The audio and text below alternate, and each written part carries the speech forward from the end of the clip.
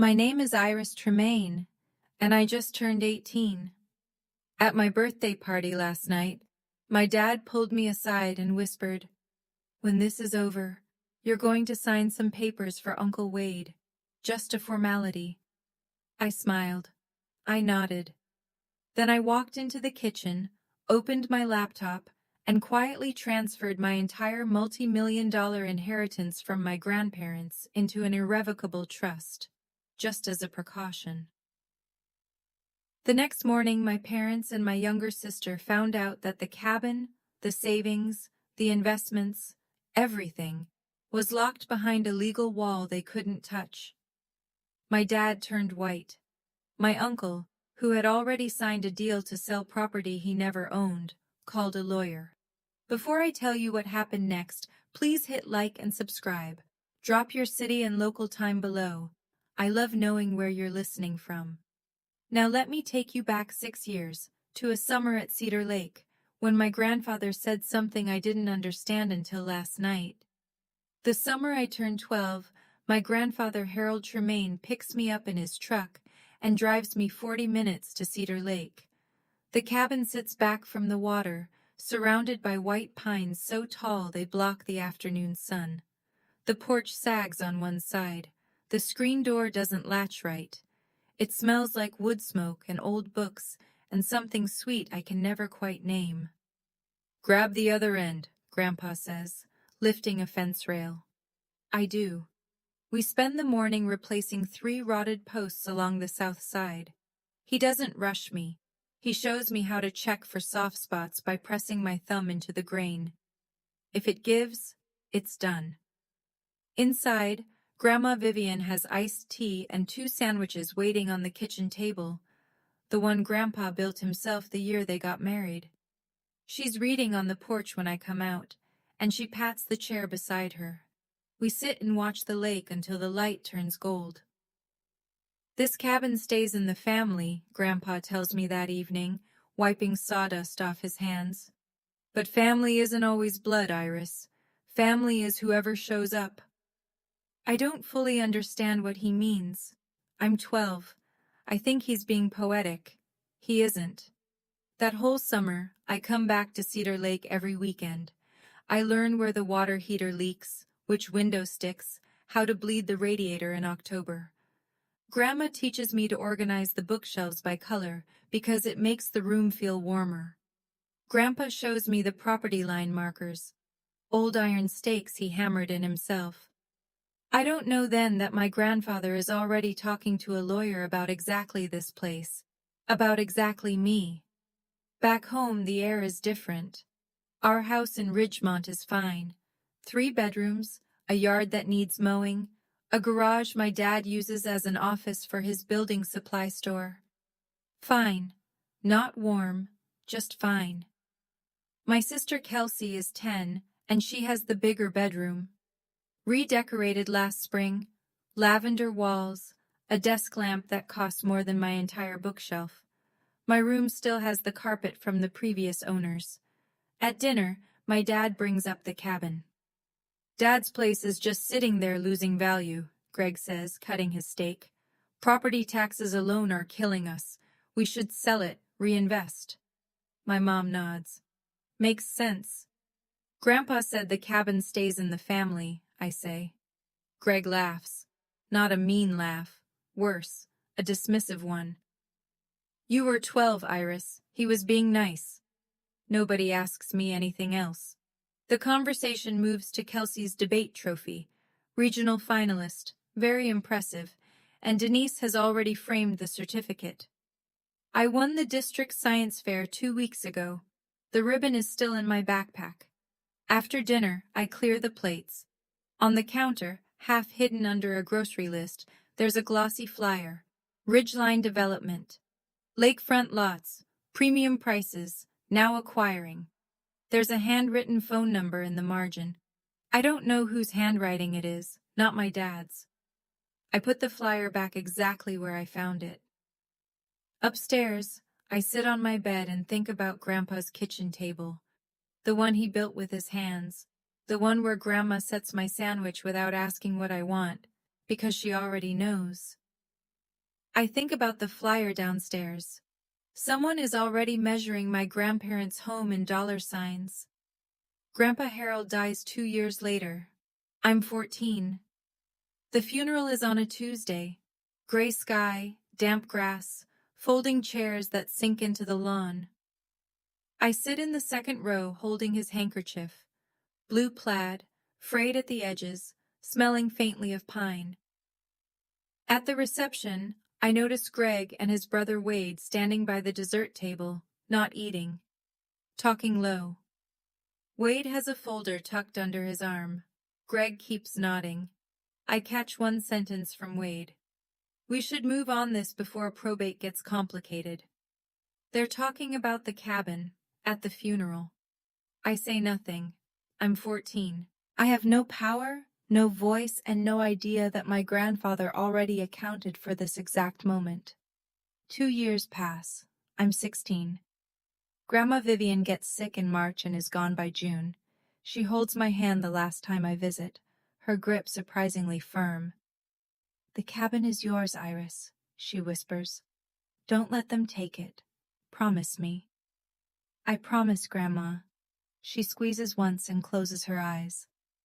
After the funeral, another gray day, same folding chairs. Greg sits at our kitchen table and says to Denise, "Now we can finally sort out the property." He says it with relief, like something heavy has lifted. That same evening, Wade calls. I hear Greg on the phone in the garage, pacing. "Yeah, no, I agree. Let's get it moving." His voice is lighter than it's been in weeks. I'm standing in the hallway holding a glass of water, and I realize something that sits in my chest like a stone. My grandmother's death isn't a loss to them. It's a clearance. I don't cry that night. I make a different kind of decision. I just don't know how to act on it yet. Between 16 and almost 18, the cabin becomes my quiet rebellion. Every Saturday morning, I drive out to Cedar Lake in the used Honda I bought with babysitting money.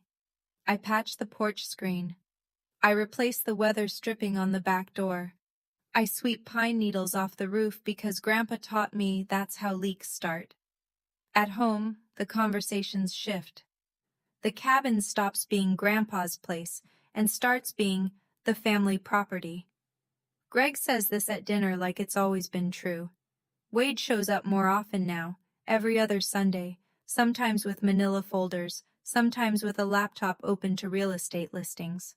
I try once. "What about Grandma's wish? She wanted me to keep it." Denise puts down her fork gently, the way she does before correcting Kelsey's homework. "Your grandma was emotional at the end, sweetie. This is business." Business. That's the word they use for everything that used to be love. By 17, Greg starts being more direct. "When you turn 18, we'll figure this out as a family." The way he says family, I know it means my way. One November afternoon, alone at the cabin, I'm clearing out the hall closet. Behind a stack of old quilts, I find a sealed envelope in Grandma Vivian's handwriting. My name on the front. Inside, a single business card. Margaret Caldwell, attorney at law. Below her name, printed in small type, Tremaine Family Trust.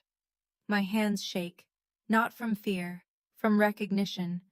Grandma left this here for me to find. She knew I'd be the one cleaning out closets, not Greg, not Wade, me. I slip the card into my wallet. I don't call, not yet. 3 months before my 18th birthday, Margaret Caldwell calls me first. The call comes on a Thursday evening in February. I'm in my room doing calc homework when my phone shows an unknown number with a local area code. "Iris, this is Margaret Caldwell. I was your grandparents' attorney." Her voice is steady, professional, and careful, like someone who's rehearsed this opening. "I need to speak with you before your birthday. There are things you need to know, and there isn't much time." She tells me to meet her the following Saturday at her office downtown. Alone. I go. Margaret Caldwell is in her late 50s, silver-haired, with reading glasses on a chain around her neck. Her office is small, organized, and smells like old paper and coffee. She sits across from me and opens a folder. "Your grandparents hired me 6 years ago," she says. "They established an irrevocable trust, the cabin, a savings account, and an investment portfolio. Total value approximately $2.1 million. All of it is held in the trust. You are the sole beneficiary." I feel the room tilt slightly. My grandparents left me everything? They transferred it into the trust while they were alive. Legally, it never entered their estate. It can't go through probate. Your father and uncle have no claim. She slides a document across the desk, a summary of the trust, my name on the second line. "The title to the cabin was recorded under the trust at the county recorder's office 6 years ago. Your father doesn't know that." "Why didn't they tell him?" Margaret pauses. "Your grandfather said, and these are his words, 'My sons will sell that cabin before the funeral flowers wilt.'" The room is quiet. I stare at the paper with my name on it. "There's something else," Margaret says. "Someone has been making inquiries at the county recorder's office about the cabin's title within the last month." I start paying attention after that meeting. Not suspiciously, just quietly. The next Sunday, Wade comes over for dinner. Afterward, he and Greg disappear into the garage. The door is open a crack, not enough to see, but enough to hear. Wade's voice. "I already signed the purchase agreement with Ridgeline, $450. But we need the title clean before closing." Greg. "How do we get it clean?" "Quitclaim deed. Dad's gone, Mom's gone. We're the legal heirs. We quitclaim the property to ourselves, record it, and sell."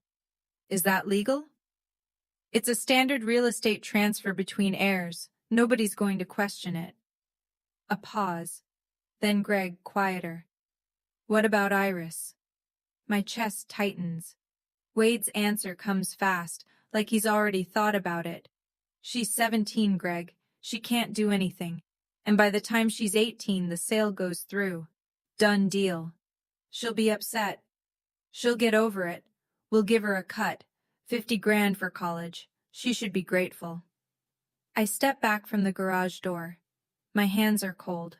Wade has already signed a purchase agreement, $450,000, with a development company, for a cabin he doesn't own, on land held in a trust he doesn't know exists. That night, I sit on my bed and text Margaret 2 words. "They're accelerating." Her reply comes in 3 minutes. "I expected that. Come see me Saturday. We'll prepare everything you need." I close my phone and stare at the ceiling. In the next room, Kelsey is watching a show, laughing at something. Downstairs, my parents are loading the dishwasher, talking about weekend plans like nothing is happening. And in the garage, somewhere in Wade's folder, there's a contract that's already worthless. He just doesn't know it yet. Saturday. Margaret's office. She lays out the timeline on a legal pad, drawing lines between dates like a battle plan. The cabin title is already under the trust. If Wade files a quitclaim deed, the county recorder should reject it because the chain of title won't match. The property hasn't been in your grandparents' personal name for 6 years. But, if he submits additional documentation, an affidavit of heirship, maybe a falsified death certificate, he could create what's called a cloud on title. That won't give him ownership, but it could tie the property up in litigation for a year or more. So I have to act first. You have to act on time. She taps the calendar. The moment you turn 18, you're a legal adult. You can formally accept the role of successor beneficiary. Once you sign, I file a lis pendens, a public notice of legal interest, at the county recorder's office first thing the next morning. That freezes the title. Nobody can record anything against it. I nod. What do I need to do? Show up, sign one document, I'll handle the rest. I sit with that for a moment. Should I tell my parents? Margaret takes off her glasses. Your grandfather specifically asked me to protect you, Iris, not to negotiate with them. I drive home. Greg is in the kitchen, cheerful. Good news, kiddo. I'm throwing you a birthday party. Whole family. Saturday night. It's a big one. 18. He smiles. Denise smiles. Even Kelsey claps. I smile too. My dad is planning my birthday party. My uncle is planning to sell my grandmother's cabin. And I am sitting at the kitchen table smiling, because in 9 days I am going to let them think everything is going exactly according to their schedule. I'm going to be honest with you. Sitting in my room that night, knowing what was coming, was one of the hardest things I've ever done. Part of me wanted to walk downstairs and just say it. Dad, I know. But Margaret was right. If I tipped them off, they'd find another way around it. So I stayed quiet, and I waited. Here's what I want to ask you. Have you ever had to stay silent to protect yourself, even when every part of you wanted to speak up? Tell me in the comments. I read them, and if you haven't already, hit that subscribe button, because this story is about to turn. 5 days before my birthday, my mom sits down next to me on the couch. She's using her "let's talk like adults" voice, soft, practiced, slightly rehearsed. Now that you're almost 18, Denise says, there are some family decisions we should make together. Together. The word lands like a costume. The cabin costs money to maintain, she continues. Taxes, insurance, repairs. Your dad's business has been struggling, and if we sell, we could pay off the debt and set up a college fund. For you and Kelsey, both of you. Grandma wanted me to keep it. Denise's expression shifts, a flash of impatience, quickly smoothed over. Your grandma was very sentimental at the end, Iris, but sentiment doesn't pay property taxes. Greg walks in right on cue. I wonder if they planned this. I've already talked to a buyer, he says. Good price, fair deal. Who's the buyer? He blinks. A development company. Wade knows them. What company? A longer pause. Ridgeline something. They're reputable. I don't push further. I'll think about it, I say. Greg pats my shoulder. That's my girl. He walks away satisfied, like he's just closed a negotiation. Later that night, Kelsey knocks on my door. She's in pajamas, hair still damp from the shower. Iris? Yeah? She sits on the edge of my bed, picking at a thread on the comforter. Mom and Dad keep talking about the cabin at night, after I'm supposed to be asleep. She looks at me sideways. They sound different, like they're planning something. Different how? Like they're excited, but also nervous. She pauses. Is something going on? I pull the blanket over her feet. Don't worry about it, Kels. She nods but doesn't look convinced. I said I'd think about it. That's not a yes. And they know it, which is why they'll keep pushing. 3 days before my birthday, Uncle Wade shows up unannounced. He catches me in the driveway as I'm coming back from the grocery store. Casual clothes, big smile, leaning against his car like he just happened to be in the neighborhood. Wade is a real estate agent. Nothing he does is accidental. Hey, kiddo, got a minute? Just want to talk. Uncle to niece. We sit on the front steps. He leans forward, elbows on his knees. Here's the thing, Iris. That lake lot? Just the land alone is worth $450. I can get us a deal with a buyer I trust. Fast close, clean paperwork. And what do I get? $50,000, cash, for college. I let the number hang in the air. 50 out of 450? Wade smiles like I've said something cute. You're 18, Iris. 50 grand is a lot of money for someone your age. Most kids would jump at that. Whose name is on the deed, Uncle Wade? The smile freezes. Just for a second. A flicker behind the eyes, a micro-adjustment, then it's back. Your grandparents, but they're gone now.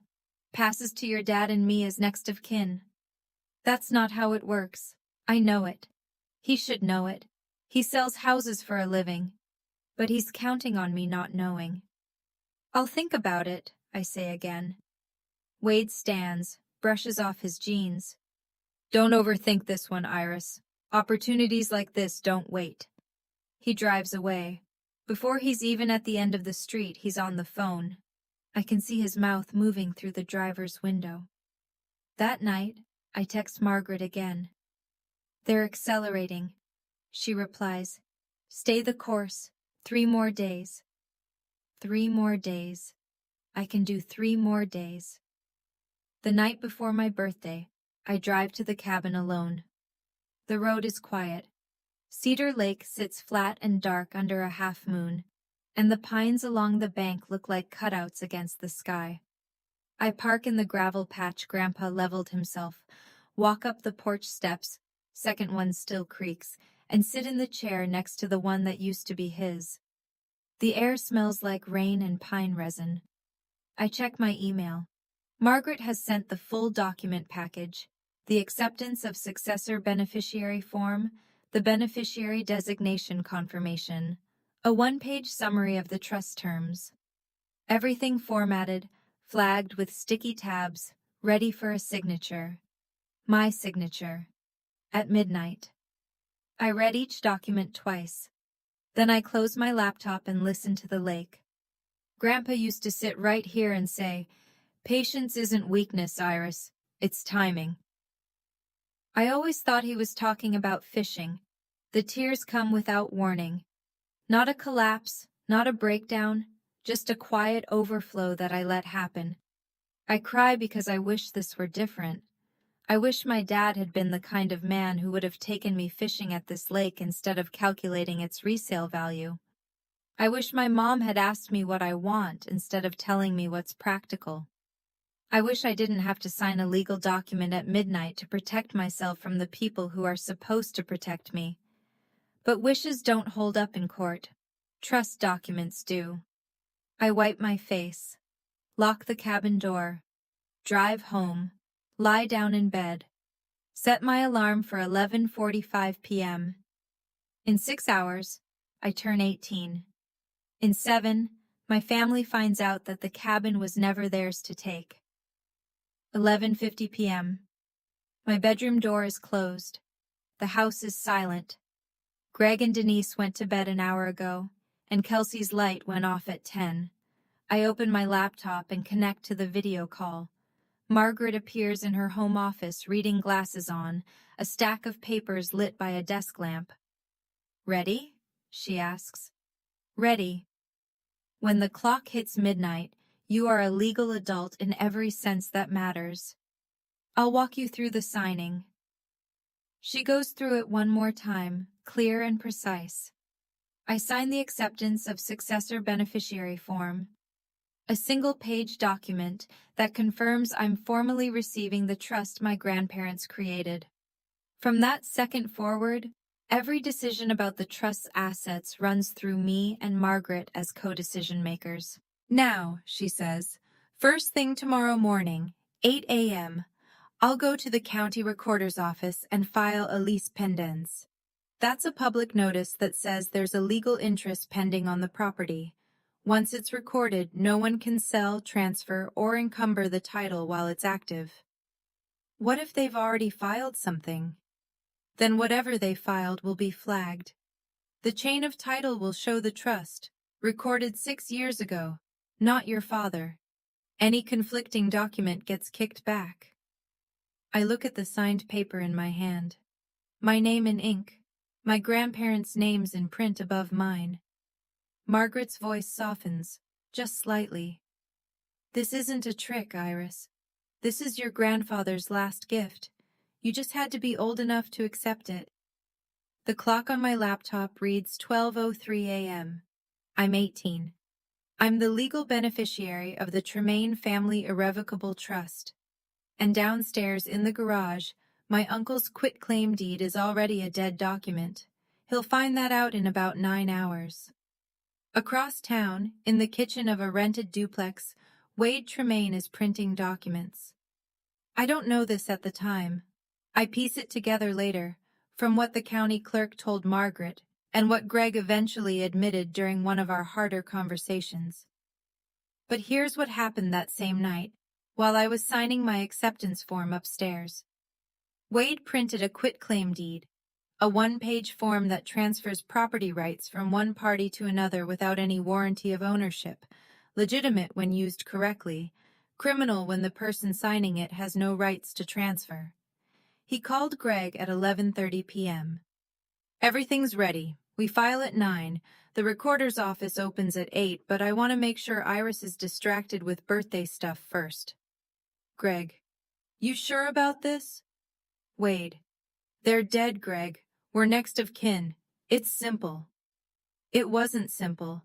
It was forgery dressed up in standard real estate language. Wade also had a second document open on his laptop, a purchase agreement